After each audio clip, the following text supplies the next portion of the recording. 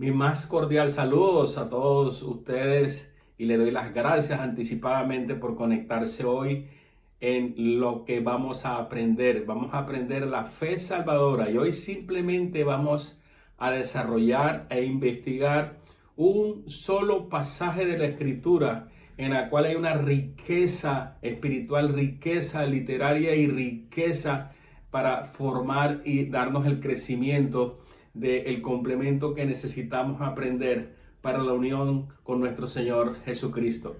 El pasaje que vamos a tocar en este día es Tito, capítulo 2, a partir del versículo 11, y si me permiten se los leo. Tito, capítulo 2, versículo 11 nos dice: porque la gracia de Dios, palabras referenciales, acuérdense de esto, la gracia de Dios se ha manifestado para salvación a todos los hombres, enseñándonos que renunciando a la impiedad, otra palabra clave, impiedad, y a los deseos mundanos, tercera palabra clave, deseos mundanos, vivamos en este siglo sobria, cuarta palabra clave, sobria, justa y piadosamente, aguardando la esperanza bienaventurada y la manifestación gloriosa de nuestro gran Dios y Salvador, Jesucristo, quien se dio a sí mismo por nosotros para redimirnos de toda iniquidad y purificar para sí un pueblo celoso de buenas obras. Esto habla, Pablo le dice a Tito, y exhorta y reprende con toda autoridad, y hace un énfasis muy importante: nadie te menosprecie. Entonces, lo primero que nosotros tenemos que analizar en este pasaje, si queremos nosotros absorber la riqueza espiritual que tenemos aquí en este consejo del anciano Pablo a su joven pastor Tito, tenemos que descifrar lo que es la gracia. Hay mucha confusión en lo que es la gracia. Han aceptado la gracia, creo que de una forma no doctrinal, no teológica, y alejada realmente de lo que Dios nos quiere enseñar en su palabra. Por eso voy a hacer énfasis hoy en ello. La gracia es un tema constante en la Escritura y culmina en el Nuevo Testamento. Eso es lo que nosotros hoy vamos a tratar de comprender y desarrollar. Y en el Nuevo Testamento se menciona precisamente con la venida de Jesús en Juan capítulo 1 versículo 17, para hacer otro énfasis y otro apoyo escritural. Dice: pues la ley por medio de Moisés fue dada, la ley por medio de Moisés fue dada, pero la gracia y la verdad vinieron por medio de Jesucristo, su Salvador, su amado, su Redentor. La palabra traducida como gracia en el Nuevo Testamento proviene de la palabra charis y significa favor, bendición, bondad. Eso es lo que significa gracia: favor, bendición, bondad. Una definición lógicamente de la palabra original charis, que es gracia, y gracia es que Dios nos escoge para bendecirnos en lugar de maldecirnos. Esa es la razón de la gracia. En vez de nosotros, por nuestro pecado, merecer castigo, Dios ha decidido extender su gracia para bendecirnos en lugar de destruirnos, a pesar de que nuestro pecado lo merece. Esta es lo que es la bondad de Dios a nosotros que somos indignos de recibir su gracia. Por eso es que también Pablo hace un gran énfasis en esta gran verdad en Efesios capítulo 2 versículo 8, cuando les escribe y les dice: porque por gracia sois salvos por medio de la fe. Porque por gracia sois salvos por medio de la fe. Y esto no es de vosotros, sino el don de Dios, regalo de Dios, bondad de Dios, bendición de Dios. Entonces, la única manera que cualquiera de nosotros pueda estar en una relación con Dios es por causa de su gracia hacia nosotros. Esto nos da a nosotros un alivio, nos da un descanso, nos da un refrigerio de entender que Dios es el que ha decidido acercarse a nosotros. Dios es el que ha decidido perdonarnos a nosotros. Dios es el que ha decidido manifestarse, revelársenos a nosotros, enseñarnos, doctrinarnos, formarnos, lo que Dios precisamente hoy nos ha permitido en este espacio hacer. La gracia inclusive comenzó en el jardín del Edén. No es nada nuevo. Adán merecía la destrucción, Adán merecía y Eva merecían la muerte inmediata. Inclusive nosotros no existiésemos hoy si no hubiésemos recibido desde el Edén su gracia. Él simplemente lo que hizo fue una expiación con un cordero para enseñarles a ellos y a través de los años enseñarnos a nosotros que si ponemos la fe en esa sangre, entonces nosotros íbamos a recibir su favor, su gracia. Perdón. Él podría habernos matado, lógicamente, pero sin embargo, en ese momento de desobediencia, Él decidió a nosotros bendecirnos. Él escogió establecer entonces un camino para que tuviésemos una relación permanente con Dios. Este patrón de gracia continuó entonces a lo largo de todo el Antiguo Testamento, cuando Dios instituyó los sacrificios de sangre, de forma que el pecado fuese expiado temporalmente por el derramamiento de estos animales que Él ordenó. Y no fue, y les quiero aclarar algo muy importante, no fue la sangre de los sacrificios que limpió los pecados, fue la gracia de Dios que perdonó a aquellos que confiaron en lo que Él había instituido. Se lo voy a repetir nuevamente porque hay mucha confusión en esto.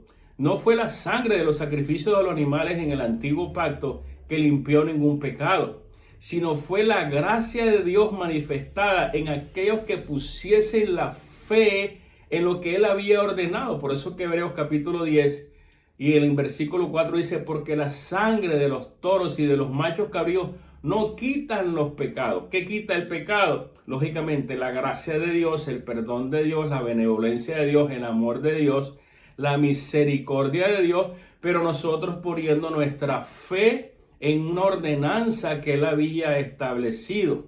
Por eso que dice también en la escritura que Abraham creyó a Jehová y le fue contado por justicia. O sea que lo que Dios nos revela a nosotros que hagamos en la escritura no es que la obediencia de nosotros sea suficiente para la expiación, para el perdón, para la misericordia de Dios, no, sino que es un patrón de obediencia y de conducta recíproco de parte de nosotros hacia Dios cuando Dios ordena algo. Una vez que Dios ordena algo y nosotros en nuestras imperfecciones lo obedecemos, lógicamente nos apropiamos inmediatamente de su gracia, de su amor, de su misericordia y lógicamente de su bendición y de su protección. El apóstol Pablo comenzó muchas de las cartas cuando le escribió a los romanos, cuando le escribió a Efeso, cuando le escribió a los Corintios. Él dice gracia y paz a vosotros. Siempre en sus cartas léala y busque estas referencias al inicio de su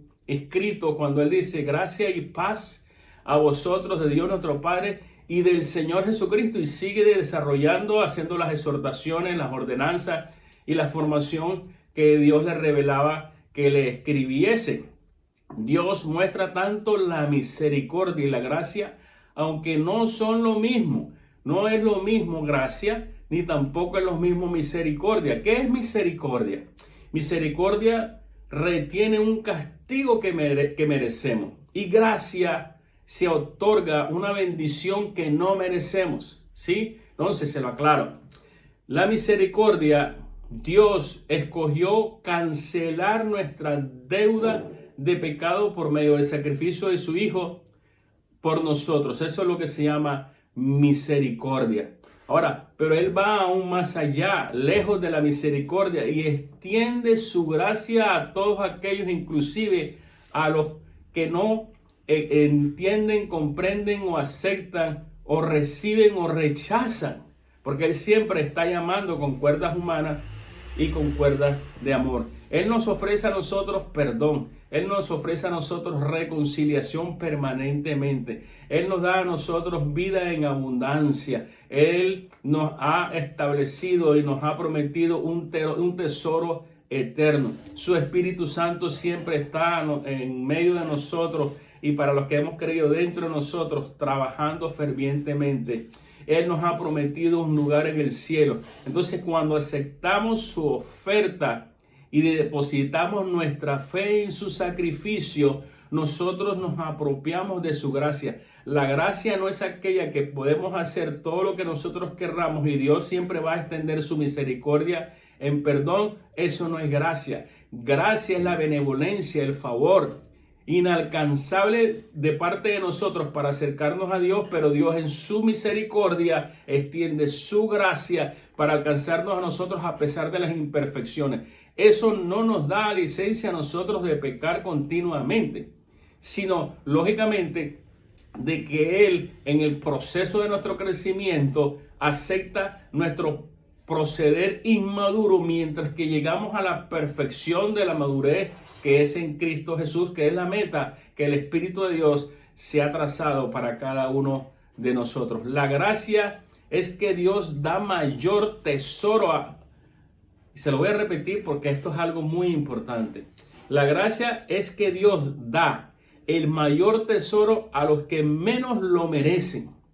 Eso es lo que realmente es el significado simplificado de lo que le he venido comentando. La gracia es que Dios da el mayor tesoro a los que menos lo merecen, o sea, a los que se creen incompetentes, a los que se creen despreciados, a los que se creen que no merecen el reino de los cielos. Sin embargo, su corazón es humilde y sencillo.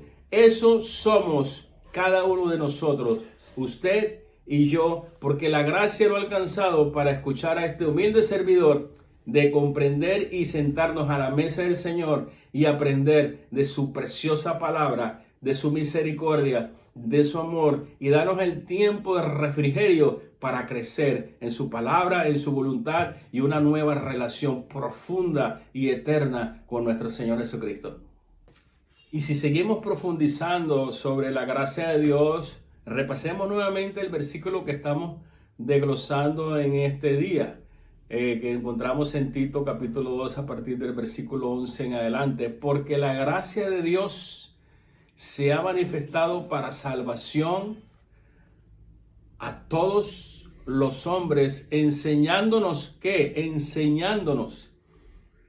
Si la gracia de Dios se ha manifestado a nosotros, ella tiene la capacidad de enseñarnos que renunciemos a la impiedad y a los deseos mundanos. Entonces, ¿qué es impiedad? ¿Qué es lo que quiso decir Pablo cuando le escribió esta carta al joven pastor para que lo transmitiera a las iglesias de esa época? Impiedad es lo opuesto a piedad, lógicamente, a la reverencia debida a Dios. Es una actitud rebelde que se opone a la sujeción y al conocimiento de Dios de una manera consciente, en contra de lo que se le debe como creador, sustentador y salvador. O sea que es contrario a todo lo que representa la santidad de Dios. Eso es impiedad. Por eso que Él nos dice a nosotros que tenemos que renunciar a la impiedad y a los deseos mundanos si la gracia de Dios se ha manifestado para salvación. Entonces es contrario a lo que por ahí enseñan. A mí no me gusta criticar mucho, pero es muy importante que el pueblo de Dios esté despierto y atento a cantidad de doctrinas falsas en contra de la Escritura, porque son estratagemas satánicos con el fin de satisfacer una pasión carnal y al mismo tiempo pensar de que Dios acepta y considera de que nosotros podemos vivir en una relación con Él de esa manera, lo que nosotros hemos escuchado creciendo en gracia. Creciendo en gracia está en contra de lo que inclusive solamente este versículo nos está diciendo el día de hoy. La impiedad surge de la soberbia, la impiedad surge de la deshonestidad, la impiedad surge de la crueldad, la impiedad surge de la falsedad, la impiedad surge inclusive cuando nosotros somos opresores y perseguidores de los piadosos. Ahí donde surge la impiedad, porque es lo opuesto a la piedad. Y la Escritura nos dice, porque la gracia de Dios se ha manifestado para salvación a todos los hombres, enseñándonos que renunciemos a la impiedad, todas las definiciones que yo le he mencionado en este momento, y no solamente a la impiedad, dice a los deseos mundanos, porque todo lo que hay en el mundo, dice la escritura, inclusive en Primera de Juan 2:16, una referencia escritural de los deseos mundanos, porque todo lo que hay en el mundo, la pasión de la carne y la pasión de los ojos y la arrogancia de la vida no proviene del Padre, sino del mundo. Entonces, este pasaje, bien conocido por cada uno de nosotros, identifica tres fuentes de poder impío que, si no se controlan ni se protegen, atrapan a un creyente en un estilo de vida pecaminoso, que eso es lo que estamos viendo nosotros en las iglesias modernas. La lujuria pecaminosa es un deseo abrumador, amados, de lo que Dios ha prohibido. Por eso que Juan lo sigue, Primera de Juan, sigue haciendo un énfasis importantísimo en el siguiente versículo 16. Dice, menciona tres tipos de pasiones que nos llevan a un pecado aún mayor. Y ese pecado aún mayor, el primero es la lujuria de la carne. Pero vamos a entender y amplificar esto que Juan revela, la lujuria de la carne, refiriéndose a lo que el cuerpo desea, el cuerpo anhela, lo que los ojos ni el cuerpo se sacian. Esto generalmente significa cualquier cosa que anhele en exceso, inapropiadamente, no solamente del sexo, porque no es necesario inclusive tener un sexo carnal, sino un constante deseo visual, de deseo y de perturbación, de agitación y de entretenimiento mental en un deseo insaciable. Eso es contaminación espiritual, porque hay un espíritu, lógicamente, confundiendo y entrelazando la relación que tú tienes con ese espíritu de buscar la manera de saciar un deseo interno que nunca se termina de saciar, porque hay personas desde que se levantan hasta que se acuestan es con esa actividad mental, y no solamente es una actividad mental sexual, deseo por el prójimo, deseo por el mismo sexo, deseo inclusive por las cosas materiales, porque hay lujuria por las cosas materiales también. Este es un contexto que se trata de los deseos físicos anormales, inclusive con los alimentos. Hay personas que están en obesidad extrema porque solamente tienen una lujuria hacia los alimentos, tienen una lujuria hacia las cosas materiales, tienen inclusive una lujuria a falsas doctrinas, a falsos ídolos. Todo lo que la Escritura nos habla que rompa los límites de lo natural, entra a la lujuria. Por eso que la Escritura nos dice que tenemos que tener autocontrol en todas aquellas cosas. La lujuria de la carne es una reacción orientada al cuerpo e impulsada por la emoción a los apetitos carnales que nunca pueden agradar a Dios. Romanos, cuando tenga tiempo lo lee. El versículo 8 nos hace una aclaración, capítulo 8, y esta es una constante guerra espiritual en nuestra mente. La Biblia nos dice que huyamos, claramente huyamos de los deseos juveniles que son una corrupción. Entonces hay un ejercicio que nosotros tenemos que hacer permanentemente de desbloquear esa influencia lujuriosa que a veces viene como olas de pensamientos negativos a nuestra vida, nos alejan realmente de estar meditando en la palabra de Dios, de estar meditando en los negocios, estar meditando en los proyectos, estar meditando en el cuidado personal, estar meditando en el crecimiento espiritual, y nos arropa hasta tal punto que si le damos cabida, se convierten en una lujuria permanente, insistente, perturbadora en nuestra mente. Entonces, no es algo normal que venga de nosotros, es una influencia externa que ha arropado y llevado a la destrucción a cientos y miles de familias, amigos. Cuando se sienta tentado, nadie debería decir yo soy tentado por Dios, porque Dios no puede ser tentado, dice la Escritura, ni tampoco Él siembra el mal, y Él mismo tampoco tienta a nadie, dice Santiago capítulo 1 a partir del versículo 13, sino que cada uno es tentado cuando es llevado y seducido por su propia pasión. Después, cuando la pasión ha concebido, da a luz el pecado, y cuando el pecado es consumado, dice Santiago, engendra la muerte. Cuando nosotros venimos a Cristo, lógicamente en nosotros había un patrón de pensamientos que fue pregrabado en nuestro subconsciente, que constantemente estábamos inclinados a cierta cantidad de cosas que estaban en desorden conforme a lo que hemos aprendido en la Escritura.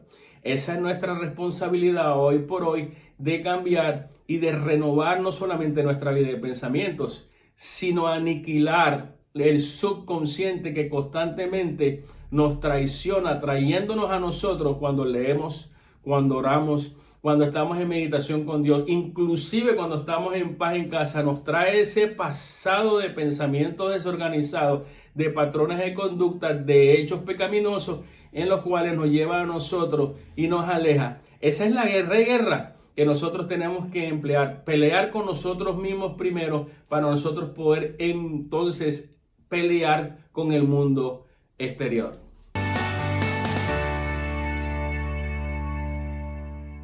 Adicional a ello, tenemos los deseos de los ojos. En este caso, no solo se refiere a esas cosas que literalmente nosotros vemos, sino en aquello que imaginamos o ponemos nuestros ojos espirituales o nuestros ojos mentales a crear fantasías mentales, ya sea con objetos, ya sea con propiedades, ya sea con personas, ya sea con ideas, ya sea con logros, cualquiera de ellos que rompa los límites de lo natural y creamos nosotros un deseo lujurioso, porque todo lo que rompe los límites de lo natural en la Escritura nos da una referencia que es lujurioso. Entonces estamos mal delante de nuestro Creador.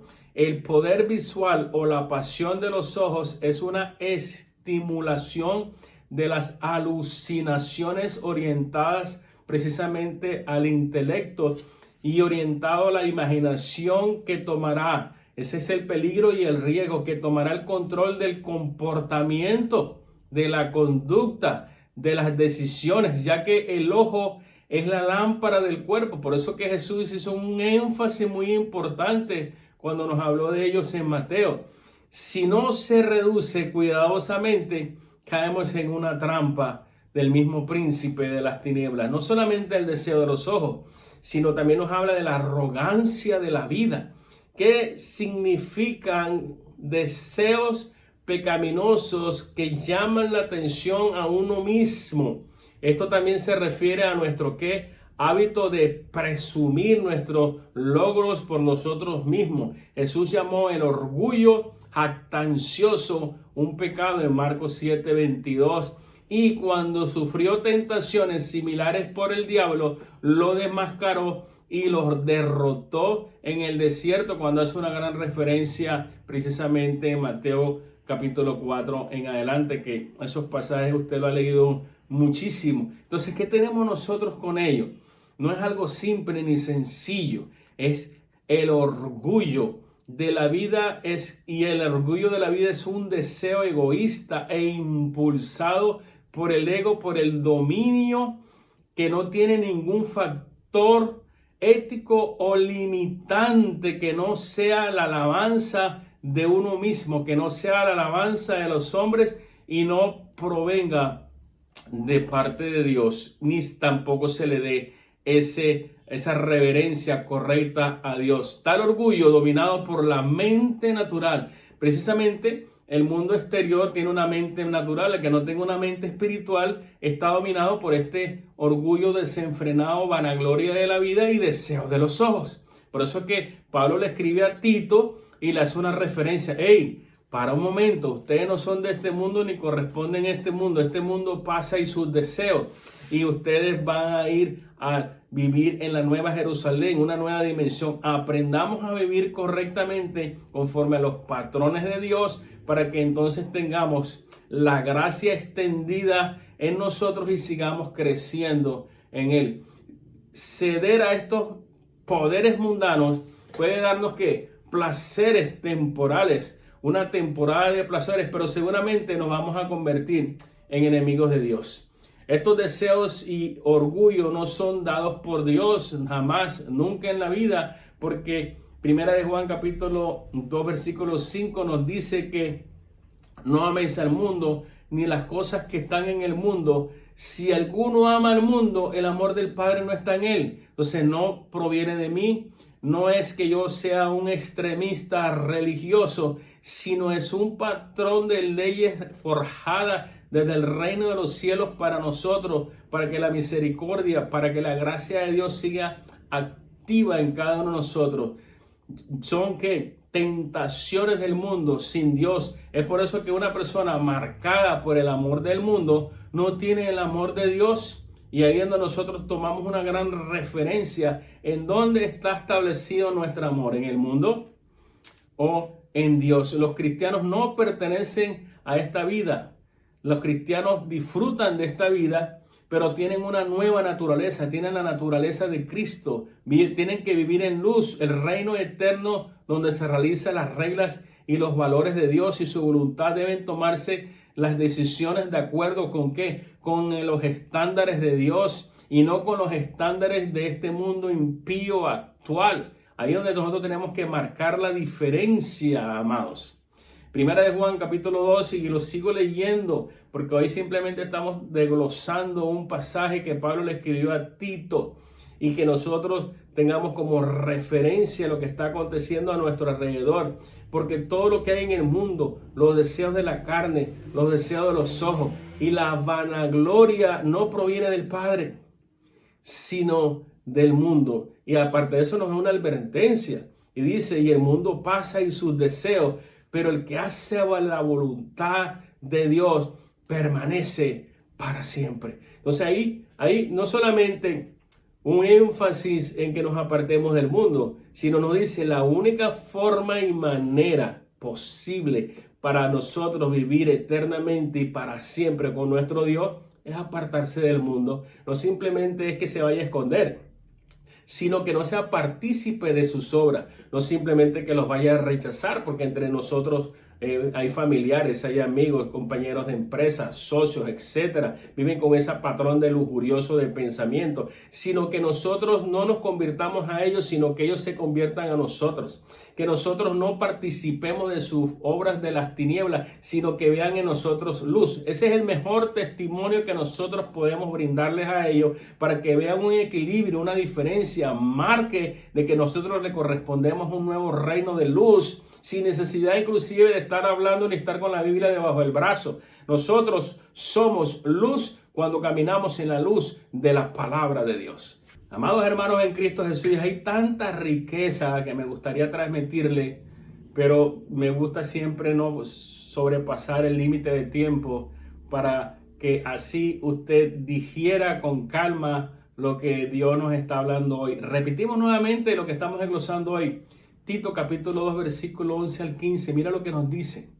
Porque la gracia de Dios, ahí estamos parados, se ha manifestado para salvación a todos los hombres, enseñándonos que renunciando a la impiedad y a los deseos mundanos, vivamos en este siglo sobria, justa y piadosamente, aguardando la esperanza bienaventurada y la manifestación gloriosa de nuestro gran Dios y Salvador Jesucristo. Mira, hay una referencia, lo cual nosotros tocamos la gracia de Dios, la impiedad, los deseos mundanos, exactamente, pero sobria. O sea, vivamos en este siglo de una manera sobria, justa y piadosamente. ¿Qué es lo que significa sobria? Sobrio quiere decir mente, soprononos en griego, de soso, salvar y peren la mente. Mira el significado tan profundo que nosotros tenemos aquí. Este vocablo es un adverbio que se aplica a un actuar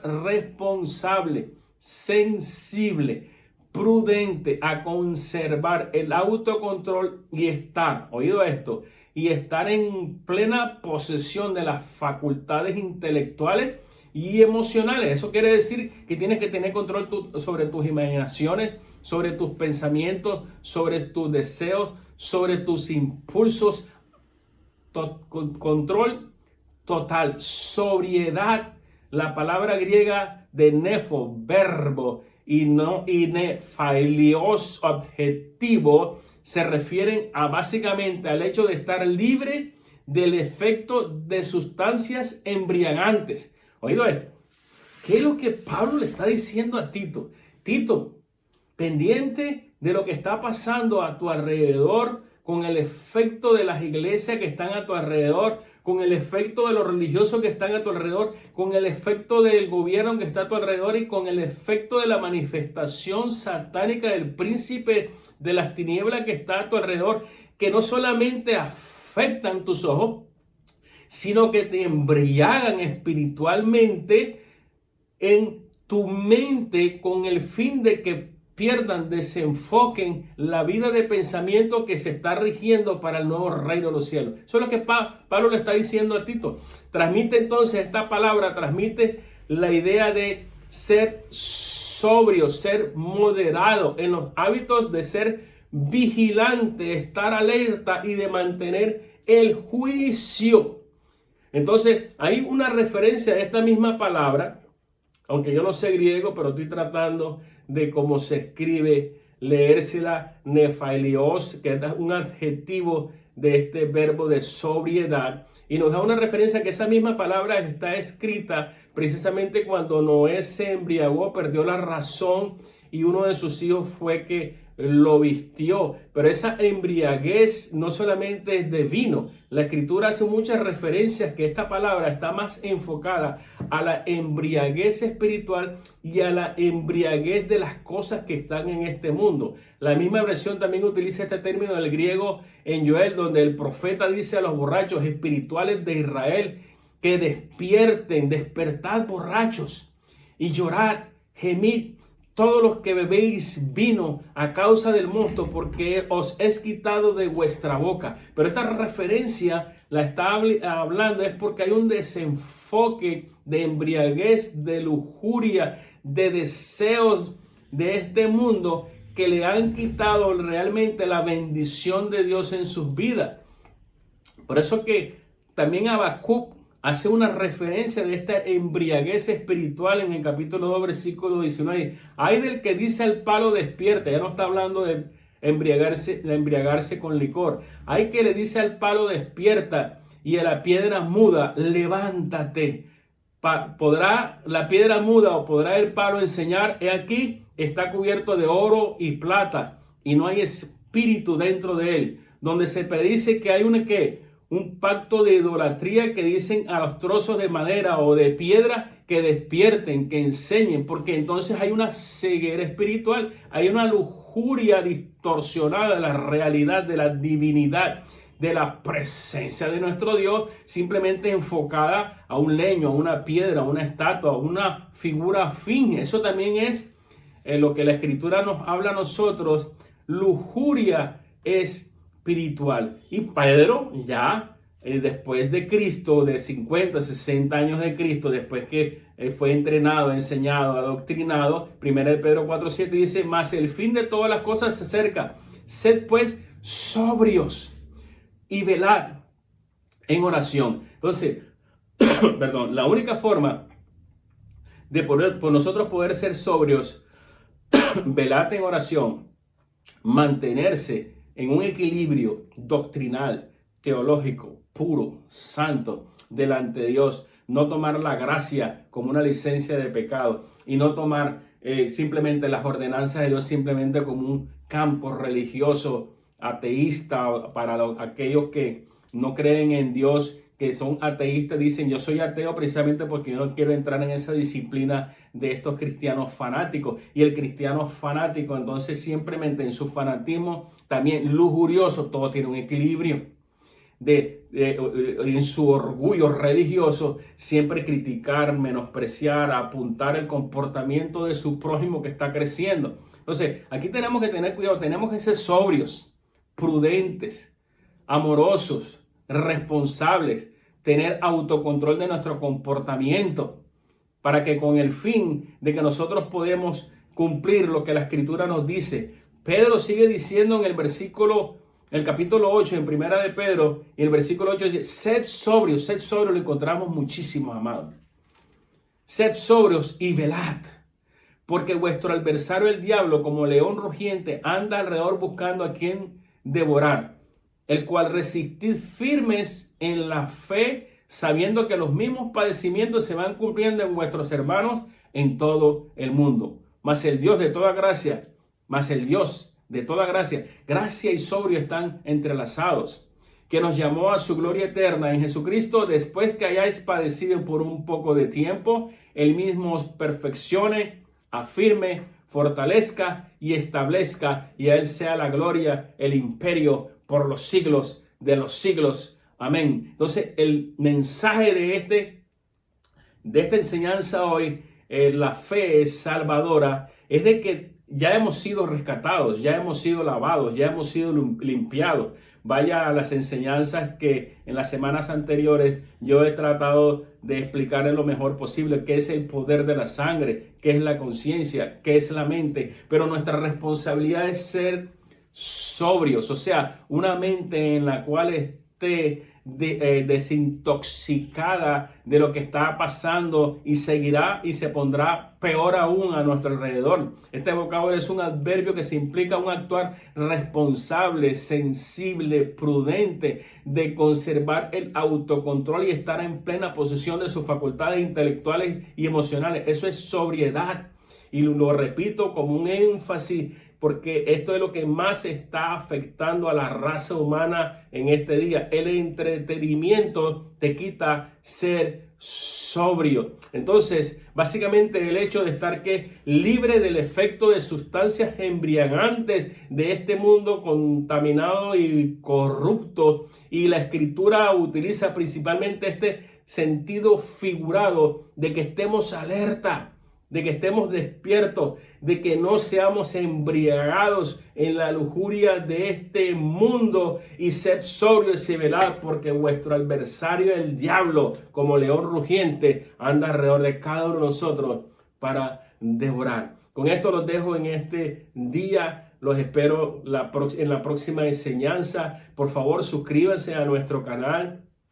Denle a la campanita para que el canal promocione y envíe a más seguidores, y a aquellos que no son seguidores de nosotros, que les anuncie que hay un canal que le está dando palabra no religiosa, sino teología bíblica clara y una exposición del comportamiento de nuestra mente, de la raza humana y de lo que Dios ha hecho por nosotros, y nuestra responsabilidad para nosotros vivir en prosperidad, en paz, en tranquilidad, y por último entrar al reino de los cielos. Suscríbase a nuestro canal para que así, de esta manera, cada vez que se suba algún contenido, usted reciba una notificación y la pueda ver en el tiempo que usted lo desee. Los amo en el amor de Jesucristo. Nos vemos en la próxima oportunidad. Saludos a todos aquellos que le aman, y a los que me conocen, un saludo y un abrazo fraternal en lo más profundo de su corazón. Dios me los bendiga abundantemente. Paz a cada uno de vosotros. Shalom, shalom.